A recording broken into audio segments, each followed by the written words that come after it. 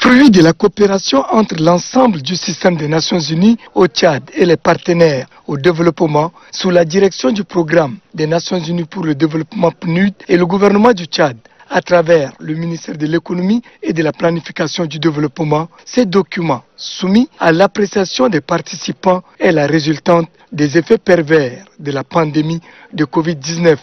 Il ressort de ce document que la pandémie et les mesures prises par les plus hautes autorités pour limiter sa propagation a engendré des conséquences énormes sur les efforts du gouvernement pour l'atteinte des objectifs du développement durable.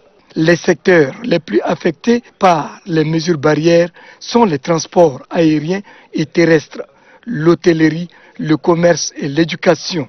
On dénombre plus de 288 607 personnes en chômage technique. Dans le secteur extractif, le pétrole devrait chuter de 50% et les exportations au total de 34%. Tous ces facteurs ont des conséquences sur le budget 2020-2021. J'ai réité une fois de plus la disponibilité de l'ensemble du système des Nations Unies à travailler avec le gouvernement pour continuer à contribuer pour la mise en œuvre efficace et la réponse nationale à la pandémie Covid-19. Pour le ministre de l'économie et de la planification du développement, les efforts des partenaires sont d'une importance capitale pour redresser la barre. La crise sanitaire, si elle est atténuée à la faveur d'une action publique intense, n'est pas pour autant terminée. Le mal est toujours là.